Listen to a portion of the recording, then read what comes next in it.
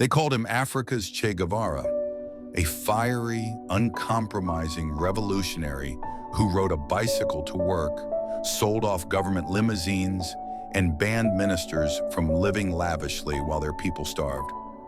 Thomas Sankara's dream was breathtaking in its simplicity: freedom from foreign masters, self-reliance, dignity for the poor, equality for women, justice for all. But in the corridors of power, such dreams come at a cost. And in the end, it was not a foreign assassin or imperialist army that killed Sankara. It was his closest friend, comrade in arms, and brother by oath. This is the story of how hope was betrayed, of how a revolution was murdered, and of how the blood of Thomas Sankara watered the seeds of freedom he refused to abandon, even at the cost of his life. Thomas Isidore Noel Sankara was born on December 21, 1949, in Upper Volta, as Burkina Faso was then known, to a modest family. His father was a World War II veteran who worked as a gendarme, disciplined but fair, and his mother instilled in him the Catholic faith and a sense of compassion. Even as a boy, Thomas was restless and thoughtful.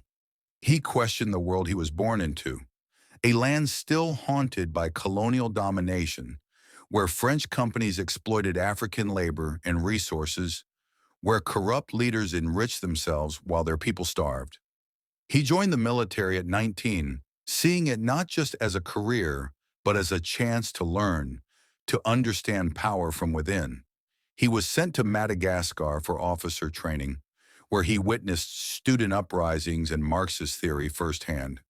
These events left an indelible mark on him.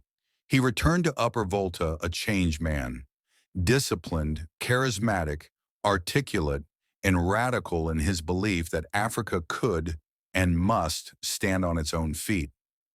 Upper Volta was a country trapped in poverty and corruption. The French still held economic control, the political class was weak and divided, and ordinary people struggled for food, water, and basic health care. Sankara rose quickly in the military thanks to his brilliance and iron will, but he refused to be a stooge. When he became prime minister in 1983, he used his position to condemn corruption and neocolonialism so fiercely that he was arrested by the ruling government. That arrest sparked anger among young officers. One of them was Blaise Compaoré, Sankara's closest friend. They had trained together, dreamed together, spoken late into the night about freeing Africa. It was Compaoré who led the coup that freed Sankara and installed him as president in August 1983. They pledged brotherhood. They pledged revolution. One of Sankara's first acts was to change the name of the country from Upper Volta, a relic of colonial mapping, to Burkina Faso, meaning land of incorruptible people. He meant it. He sold off the government's Mercedes fleet and made ministers use cheap Renaults and bicycles. He cut his own salary. He wore simple fatigues without rank insignia. He launched vaccination campaigns that immunized millions of children against polio, measles, and meningitis. He redistributed land to peasants, boosting production dramatically.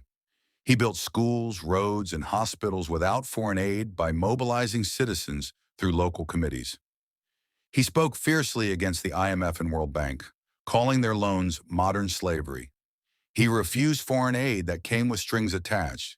He championed women's rights, banning forced marriages, promoting education for girls, and appointing women to leadership roles. In public addresses, he denounced corruption in blunt, unfiltered language. Ministers who stole were fired, prosecuted, even humiliated publicly. To many across Africa, Thomas Sankara was a beacon of hope, proof that a new kind of African leader was possible. But idealism is dangerous, especially when it threatens entrenched interests. Foreign powers watched with unease. France, the former colonial ruler, bristled at his anti-imperialist speeches. Côte d'Ivoire's president, Félix Houphouët-Boigny, a pro-Western strongman, feared Sankara's example would spark revolution next door. Western companies resented losing access to cheap resources and labor. Inside Burkina Faso, the old elite chafed at his reforms. Traders and middlemen lost profits to price controls. Traditional chiefs lost power when land was redistributed. Even within the military, some resented his disciplinarian style and relentless purges of corrupt officers. He was making enemies everywhere. And in the middle of it all was Blaise Compaoré, the man Sankara trusted above all. Sankara and Compaoré were more than allies. They were like brothers. They had fought side by side. Compaoré had saved Sankara's life politically by staging the 1983 coup that made him president. Together, they planned a radical transformation of their nation. They shared secrets, jokes, dreams of an Africa unshackled. But while Sankara became ever more radical and uncompromising, Compaoré grew wary. He saw the pressure mounting. Foreign diplomats courted him. Regional leaders warned him. Old elites whispered. And perhaps, he saw his own opportunity. By 1987, Burkina Faso was under severe strain. Sankara's popularity among the poor remained strong, but urban elites and traders were furious. The military was restless. Foreign donors withheld funds. Sankara refused to compromise.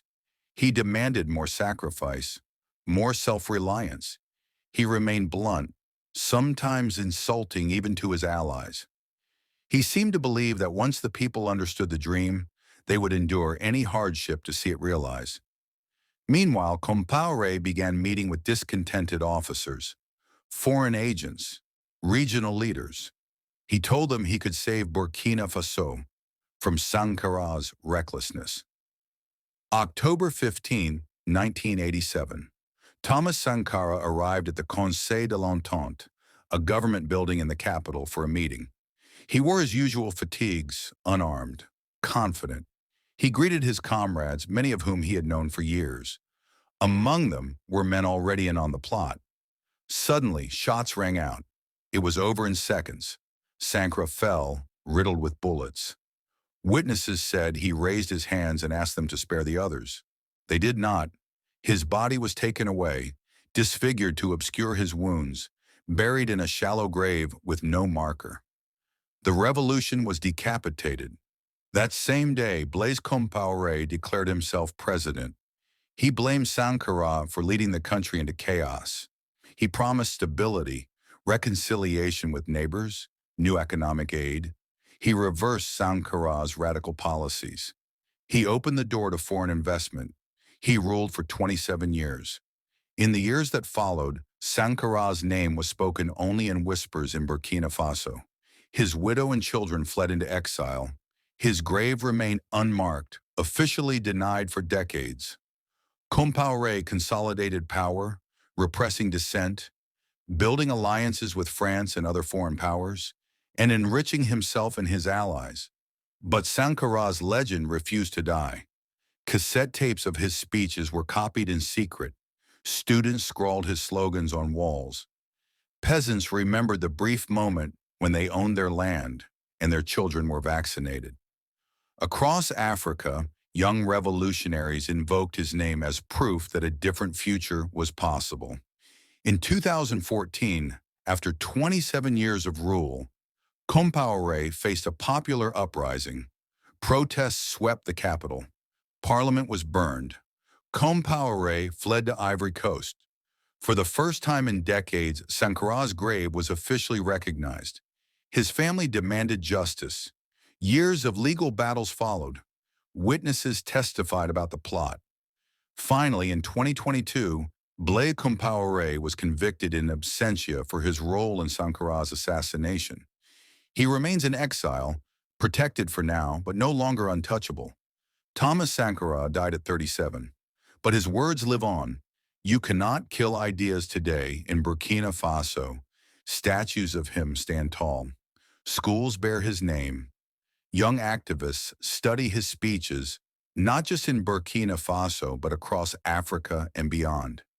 He is remembered as one of the few African leaders who refused corruption, who lived simply, who truly believed in the people's power.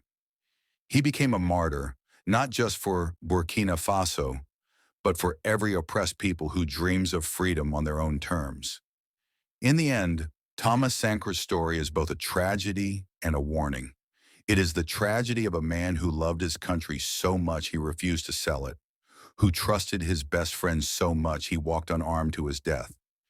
And it is the warning that revolutions are fragile. That betrayal often comes not from your enemies, but from those who know you best. But there is something else in his story. Hope. Because decades after his death, his vision still burns. And even those who killed him could not bury his dream forever. Thomas Sankara's voice echoes still, telling a continent and the world that dignity cannot be killed, that justice is worth any sacrifice, and that true freedom is always possible. While revolutionaries as individuals can be murdered, you cannot kill ideas. So listen, remember, tell his story, because that is how ideas survive, and that is how Thomas Sankara lives on. Subscribe to Shadows of Power Africa for more powerful stories the world tried to bury.